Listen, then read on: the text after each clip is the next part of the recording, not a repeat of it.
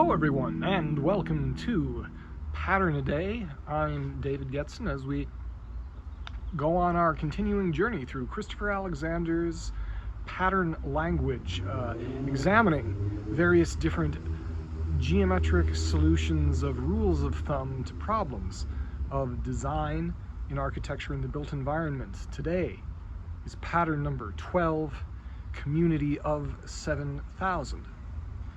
This is an interesting one today. How often do we hear people talk about federalism, about local control, about government being too big, about government being out of touch? This is one way that they propose to address and solve the things like that. So let's get straight into it before we find out the proposed solution. Individuals have, in the statement of the problem, individuals have no effective voice of any community of more than about 5,000 to 10,000 people. That's an interesting point. Things get too bureaucratic. You end up having to pay more even for the red tape to organize to take care of such things. Therefore, decentralize city governments in a way that gives local control to communities of 5,000 to 10,000 persons. As nearly as possible, use natural geographic, this is the interesting part, use natural geographic and historical boundaries to mark these communities. Give each community the power to initiate, decide, and execute the affairs that concern it closely. Land use, housing, maintenance, streets, parks, police, schooling, and welfare. So this is a pretty interesting one. It's a very straightforward one. It's a simple one, but very powerful. There is some precedent for architects suggesting this in the past. Lloyd Wright had a very intriguing idea in something that he called When Democracy Builds, where he said that each county should have an elected architect. Rather than zoning codes, imagine this, get rid of zoning codes. You probably would want civil safety codes. You know, you don't want someone you elect to install bad wiring, bad insulation in unsafe structures. But the zoning codes would be gone at the jurisdiction of whoever people elect. And if they think they do a bad job, elect someone who's going to do something different, right? So that's a very simple and straightforward way to do it. I think that would be very interesting.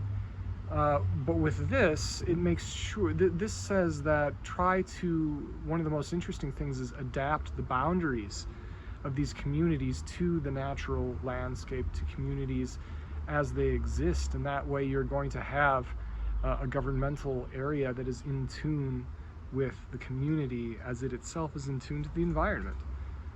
Returning to one of my favorite themes, to talk about Chicago, someone can have some type of tally game whenever I bring up Lloyd Wright or I bring up Chicago. But the ward system, the number that each little neighborhood in Chicago pretty much has its own ward boss.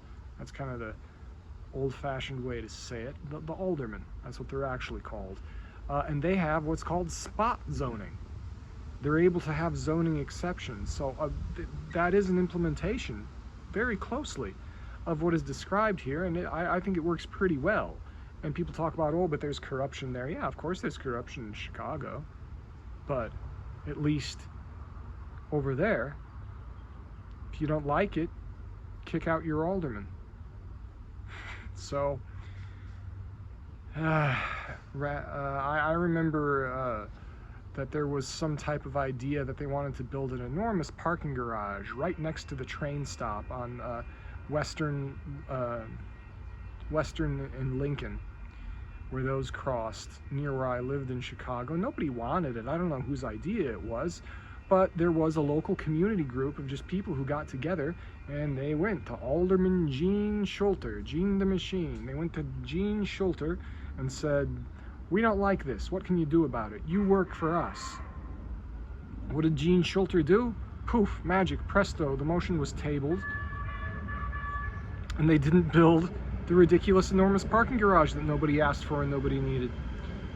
And there's any number of, you know, positive, well, that was a positive development, but positive in the sense of literally constructive things that happen because of similar control over local politicians. So when you can actually walk up to the office of the politician that represents you and walk in there and say, hey, you work for me. It's the way things are supposed to be. And when you keep things small on the local level, it lets people do that. So that's important. Very straightforward and simple one for today. Let's find out what we have coming up tomorrow. That is pattern 13, subculture boundary. Next time on Living Process. Thank you for listening.